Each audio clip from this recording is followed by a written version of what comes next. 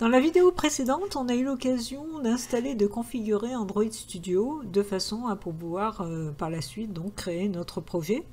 Alors, relancez Android Studio, mais attention, à chaque fois, pensez à le lancer en mode admin.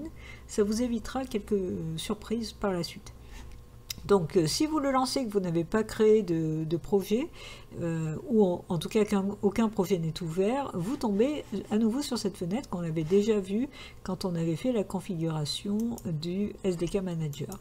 Donc, sur cette fenêtre, vous allez cliquer sur Start Android Studio Project. Et là, vous tombez sur une fenêtre où vous allez pouvoir donner un nom à votre projet. Et vous allez pouvoir choisir un endroit pour pouvoir stocker votre projet. Alors, à vous de sélectionner un dossier, en utilisant les 3 petits points, un dossier où vous voulez stocker tous vos projets. Et faites très attention que quand vous donnez un nom ici à votre application, vous ayez le nom qui apparaisse ici. Sinon, il va tout vous mettre en racine de votre dossier contenant tous les projets, ce qui serait dommage. Autant qu'il fasse un dossier par projet. Donc là, au niveau du nom, on va l'appeler Coach. Et vérifiez si vous avez sélectionné un dossier, si vous n'avez pas coach qui s'est écrit ici, vous le rajoutez de façon à ce qu'il vous crée un sous-dossier coach. À partir de là, vous allez pouvoir faire Next. Vous allez tomber sur le choix, donc vous voyez, on peut faire des applications pour TV, pour téléphone et tablette, etc. Donc vous allez choisir téléphone et tablette, le choix par défaut, et il vous met par défaut l'API 15. Alors je vous rappelle que vous pouvez sélectionner différentes API, d'ailleurs c'est ce qu'on a configuré dans le SDK Manager, de façon à toucher plus ou moins de téléphone. Plus vous prenez une API récente, plus vous aurez de fonctionnalités évoluées, mais vous allez toucher moins de téléphones. Donc par exemple, si je prends l'API 26 par exemple, vous voyez que vous touchez moins de 1% des supports. Si vous prenez l'API 4.4 par exemple, vous touchez 90% des supports. Donc, à vous de choisir l'API qui correspond le mieux à quel niveau, qui correspond par rapport aux fonctionnalités dont vous avez besoin, puisque si vous prenez une API récente, vous avez beaucoup plus de fonctionnalités. Si vous prenez une API ancienne, vous avez moins de fonctionnalités, mais ancienne, vous touchez beaucoup plus de support. Donc on va garder par défaut le Ice Cream Sandwich qu'on avait déjà configuré dans le SDK Manager et vous cliquez sur Next. Là, il vous propose de choisir une interface pour votre première activity. Alors les activities, ce sont tout simplement les interfaces, les écrans de votre application mobile. On va garder le choix par défaut, c'est-à-dire Empty Activity, puisqu'on va vraiment construire son contenu. Mais vous voyez, vous pouvez choisir une activity, par exemple, qui permet de faire de la localisation. On clique sur Next. Alors, il vous propose non par défaut de l'activité principale, l'activité de démarrage de votre application. Il vous propose Main Activity pour le nom du fichier Java qui va, entre autres, s'occuper de gérer les événements, le code derrière les événements de votre interface. Et puis, Activity-Main, c'est le nom du fichier XML qui contient le code XML pour placer les objets graphiques sur votre activity. Donc, gardez les noms par défaut et puis vous faites Finish. Et à partir de là, il va commencer à construire l'application. Alors ça risque de mettre, suivant les cas, un petit peu de temps. Alors au bout d'un moment, vous devriez avoir donc une fenêtre plus grande qui s'ouvre avec le profil qui commence à se construire et puis vous avez la fenêtre de type qui s'ouvre. Alors je vous conseille de décocher le Show Tips on Startup, sinon vous aurez à chaque fois cette fenêtre qui va s'ouvrir et vous pouvez faire Close. À ce moment-là, soit vous avez une construction correcte et pas d'erreur, soit vous obtenez des erreurs et ça vient suivant les versions que vous installez d'Android Studio. Donc là, j'ai installé une version plus récente que la version que j'avais utilisée au départ pour faire cette application. Donc il vous propose, vous voyez, dans la fenêtre du bas, d'installer un certain nombre de choses qui manquent. Donc n'hésitez pas à suivre ces indications. Donc vous cliquez sur, si vous obtenez ce genre d'informations, vous cliquez sur Install Missing Platform. Donc il vous propose des installations, il va faire le download, exactement comme on l'avait fait au niveau du SDK, où il a installé au fur et à mesure les éléments qui lui manquaient. Donc je vais faire une pause le temps qu'il installe. Et une fois l'installation terminée, vous cliquez comme d'habitude sur Finish. Et à ce moment-là, vous voyez, il continue à faire des configurations et il lui manque encore quelque chose. Donc vous continuez à faire toutes les installations qu'il demande. Encore Finish. il continue la configuration. Vous voyez, tant que vous voyez une barre en bas qui défile, ou bien des fois vous avez un cercle qui tourne, comme ici, là on voit en bas à gauche, le cercle qui tourne, c'est qu'il est en train de faire des choses. Donc tant qu'il travaille, vous ne devez surtout pas le déranger, hein. N'essayez pas de sélectionner quoi que ce soit ou de travailler sur quoi que ce soit, parce qu'il faut qu'il puisse travailler correctement. Vous voyez là encore on a le cercle qui tourne, donc il est en train de faire des configurations et vous voyez que des choses sont en train de se passer, il est en train de modifier. En fait il construit ce qu'on appelle le Gradle, c'est-à-dire il va vous présenter les fichiers d'une façon différente qu'elles sont réellement sur le disque. C'est-à-dire que sur le disque, il crée énormément de dossiers et de sous-dossiers imbriqués les uns dans les autres, tandis qu'au niveau de l'application, vous allez voir, la structure est quand même beaucoup plus facile à manipuler. Donc là, pour le moment, je vais faire pause le temps qu'il finisse son installation. Voilà, il a terminé, il n'y a plus rien qui tourne, plus rien qui défile, donc on a l'application que l'on va pouvoir utiliser. Alors, vous voyez sur la fenêtre centrale, en fait, vous avez les différents fichiers. Donc, il y a le fameux main activity Java qui contient déjà un petit peu de code de l'application. Hein, donc, on va programmer en Java. Et on a, entre autres, sur l'événement onCreate, c'est-à-dire la création de l'activity, on a l'appel du onCreate, en fait, tout simplement de la classe mère. Et puis, il met en place les éléments graphiques en appelant le activity main dans la partie layout. Et d'ailleurs, le activity main XML, vous voyez, il est à côté, on va en parler tout de suite. Mais d'abord, essayons de voir à gauche la structure. Alors, vous avez la partie app que je vais dérouler et la partie Gradle que je vais dérouler aussi, qui contient un certain nombre de fichiers qui permettent de configurer le projet. Alors on ne va pas s'occuper du Gradle dans un premier temps, donc là pour le moment je vais le laisser fermer. Par contre je vous explique rapidement la partie app qui se compose en trois parties. D'abord vous avez la partie manifeste, en fait qui représente qui contient entre autres le fichier Android Manifest XML que je vais tout de suite ouvrir, et qui contient en fait la structure de l'application, entre autres la liste des différentes activities qui seront et sur lesquelles on va démarrer. Donc Launcher, c'est l'activité sur laquelle on va démarrer, c'est la main activity qui contient donc le main et qui va démarrer. Ensuite on aura, là c'est tout le bloc activity, vous aurez les autres activités qui vont apparaître les unes en dessous des autres si vous créez plusieurs interfaces de votre application. Vous retrouvez entre autres évidemment le nom de votre application ici. Voilà, donc là on a plus ou moins les éléments de configuration dans le manifeste. On verra que dans le manifeste on rajoutera parfois des ordres qui permettent entre autres d'accéder à internet par exemple, ou d'accéder au répertoire du téléphone, etc. Donc tout ça, ce sont des ordres qu'on va pouvoir rajouter dans le manifeste. La deuxième partie qui nous intéresse le plus, c'est la partie Java. Alors, qui contient entre autres les parties tests, mais ce qui nous intéresse, c'est la première partie. Ne travaillez pas dans les parties suivantes que si vous créez des tests unitaires, etc. Mais là, pour le moment, nous, on ne va pas s'en occuper. Et vous voyez que dans la première partie, la partie coach, vous avez Main Activity qui est déjà ouvert. D'ailleurs, le Android Manifest, je vais le fermer. Voilà, donc c'est le Main Activity Java qui est le fichier ouvert dans lequel vous allez coder en Java les différents événements. Et puis vous avez donc vous aurez les autres activities qui vont apparaître ici.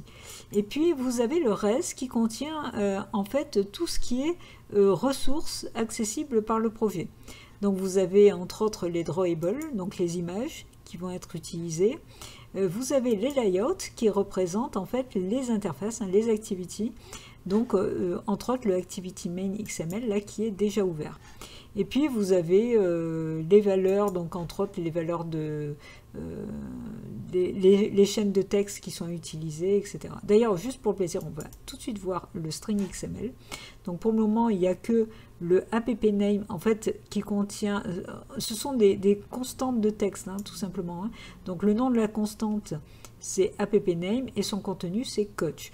Donc, quand on utilise appname à l'intérieur de certains endroits donc du code, ça correspondra à coach. Donc, c'était juste pour vous montrer qu'effectivement, il y avait une sauvegarde d'un certain nombre de choses dans ces fichiers, dans ces values.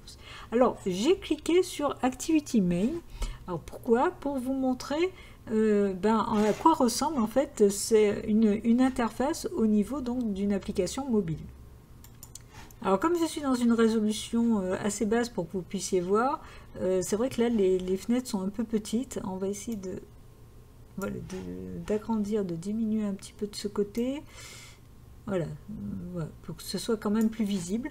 Donc, le principe est le suivant, c'est un peu comme dans toutes les applications, dans tous les IDE où vous avez la possibilité de construire graphiquement une interface. Vous avez la visualisation et vous avez la palette avec vous voyez, vous retrouvez les boutons, etc. Donc, vous allez pouvoir placer des objets au niveau de votre interface. Alors, on va voir que on va respecter un certain nombre de règles de façon à ce que ça s'adapte à tous les supports, hein. L'intérêt de développer sur mobile, c'est que ça doit pouvoir s'afficher sur tablette, etc. et sur différents mobiles qui n'ont pas forcément les mêmes formes.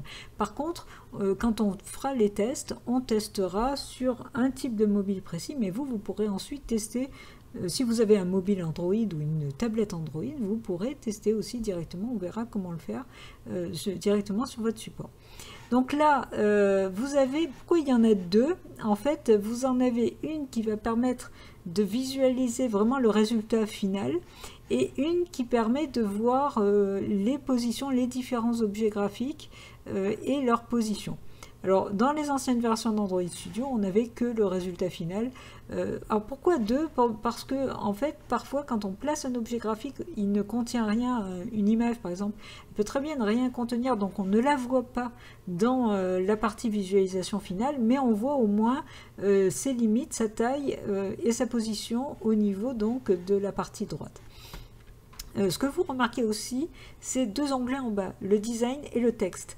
Alors le design, c'est donc la partie graphique qui va vous permettre, entre autres, de manipuler l'aspect graphique en plaçant des objets, etc.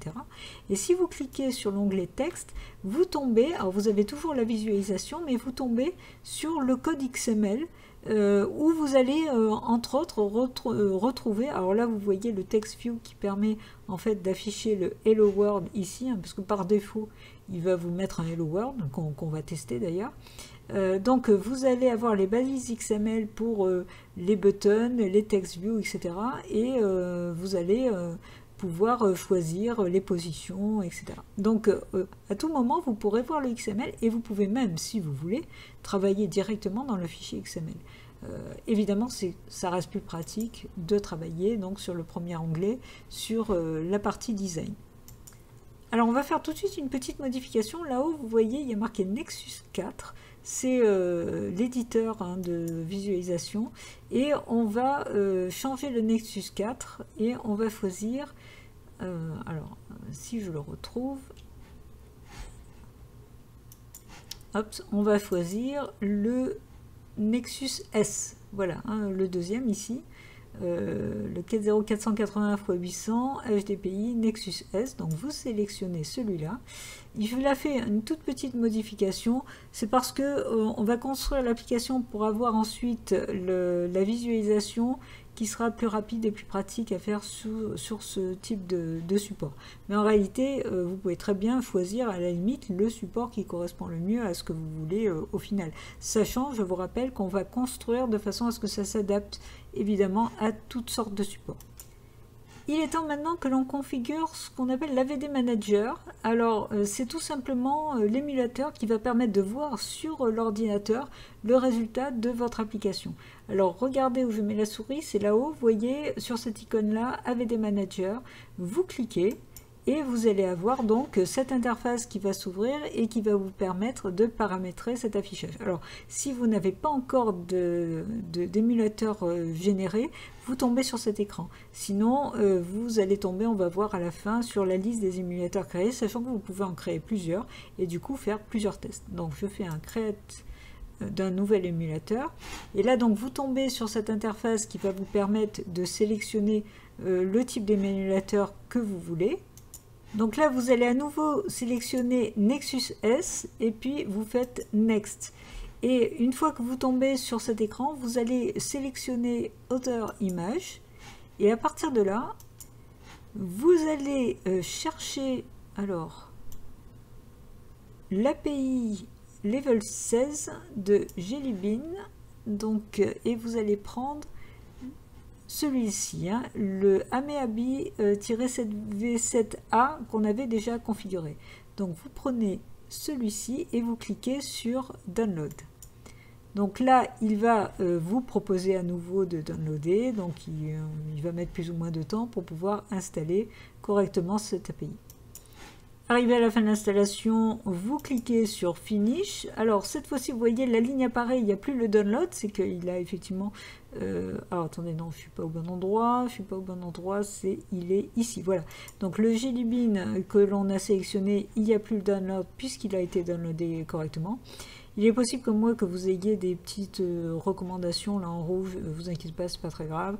Et là, vous cliquez sur Next. Et là, pareil, vous retrouvez les mêmes recommandations. Tout est OK, vous n'avez rien à modifier. Vous pourriez donner un autre nom à votre AVD, à vous de voir. Autant laisser celui-là, on repère bien que c'est le Nexus S API 16. Et puis, vous cliquez sur Finish. Et là, vous voyez qu'on n'a plus la même fenêtre que tout à l'heure. On a notre AVD Manager qui est configuré. Et si vous en avez plusieurs, vous pouvez en avoir autant que vous voulez, hein, pour pouvoir tester, voir un petit peu l'affichage sur différents types de supports. Donc là, on va tout de suite le lancer pour voir un petit peu comment ça marche. Donc on n'est pas en train de lancer l'application, là, on est en train de lancer l'émulateur.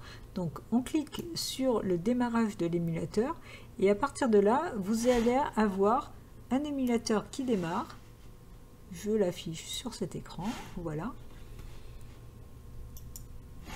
Et qui va mettre un petit peu de temps. Alors, il va passer par différentes étapes et au bout d'un moment, il va vous afficher en fait un écran qui ressemble à l'écran d'un téléphone normal. Et à partir de là, on va le laisser ouvert en permanence de façon à pouvoir faire nos différents tests. Parce que, vous voyez, ça met un petit peu de temps quand même à démarrer. Donc, il vaut mieux laisser l'émulateur de façon constante ouvert. Voilà, l'émulateur a complètement démarré, donc je vais essayer de le mettre un peu sur le côté. Cette fenêtre, vous pouvez la mettre en petit ou la fermer, ça a plus d'importance, hein, puisque vous allez laisser votre émulateur. Donc là, je reviens au niveau de l'application, je vais revenir sur le Main Activity, et à partir de là, je vais pouvoir en fait lancer tout simplement l'application pour pouvoir exécuter. Alors, vous voyez que quand on exécute une application, il vous demande sur quel AVD Manager vous voulez démarrer. Là, on n'en a qu'un, donc on va prendre celui-là et il est déjà ouvert. Ça évitera parce que normalement, quand il est fermé, il l'ouvre d'abord et ensuite il lance l'application. Donc là, il n'aura plus qu'à lancer l'application. Donc, on va faire OK et ça va nous permettre de voir le résultat. Donc là, il va démarrer le run et on va afficher donc l'AVD Manager pour voir un petit peu le résultat et théoriquement, si tout va bien, on devrait voir le message Hello World s'afficher. Et voilà, l'application est lancée, on a bien le Hello World qui s'est affiché, donc c'est comme ça que vous allez pouvoir visualiser au fur et à mesure vos applications. Alors un dernier petit détail, là, si je reviens sur la fenêtre principale, en bas, bon là tout est caché, mais en réalité, si vous cliquez par exemple sur Logcat, vous voyez la partie s'ouvre, hein, pareil si vous cliquez sur Messages, etc. Donc Logcat va permettre en fait de voir... c'est la console tout simplement, hein, et c'est là qu'on va voir entre autres les messages d'erreur, les problèmes, etc. Donc il vous affiche un petit peu tout ce qui se passe et ça va bien sûr bien nous servir par la suite. Voilà, on est prêt pour maintenant vraiment commencer l'application. Évidemment, ce sera dans une prochaine vidéo, donc je vous dis à très bientôt et surtout pensez à coder.